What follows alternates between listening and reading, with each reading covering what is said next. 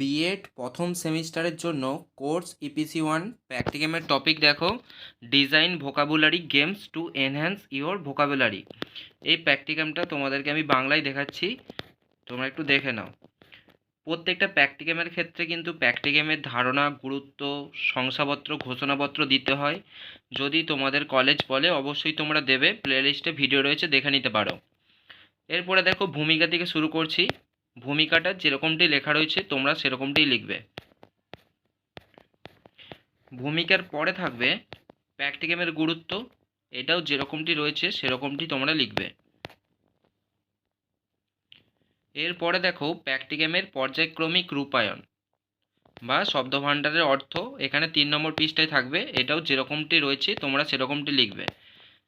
প্র্যাকটিক্যামের ক্ষেত্রে তোমরা একটু হাতের লেখা পরিষ্কার পরিচ্ছন্ন করবে, তাহলেই হবে।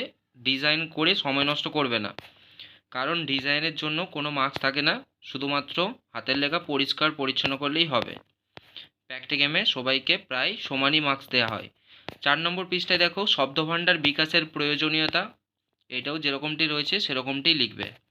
কোথাও যদি তোমাদের হাতের লেখা বুঝতে অসুবিধা হয় অবশ্যই তোমরা কমেন্ট করে জানাবে, বা প্র্যাকটিক্যাম নিয়ে যদি সমস্যা হয় অবশ্যই তোমরা কমেন্ট করে তোমাদের সমস্যাগুলো জানাবে।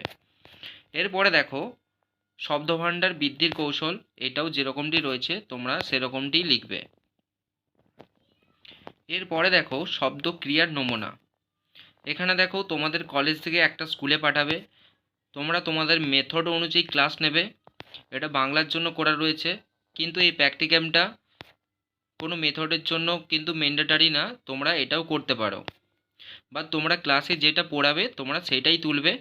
কারো যদি জীবনবিজ্ঞান থাকে বা ভৌতবিজ্ঞান থাকে, তোমরা যে চ্যাপ্টারটা পড়াবে টপিকটা সেইটা তুলে ধরবে, সেইটাই লিখবে এখানে।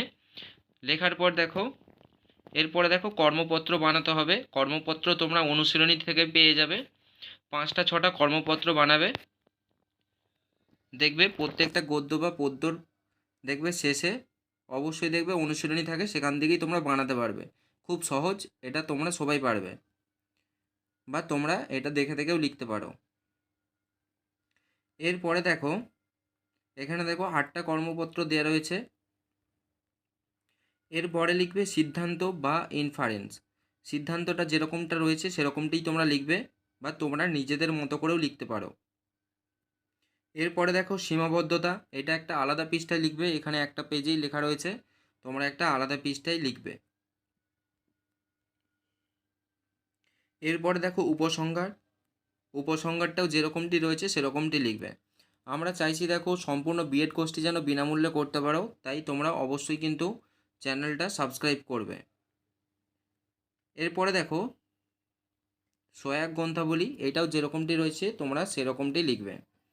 ভিডিওটা ভালো লাগলে অবশ্যই তোমরা ভিডিওটা লাইক দেবে এবং প্র্যাকটিক্যামটা তোমরা বন্ধুদেরকে একটু শেয়ার করে দেবে।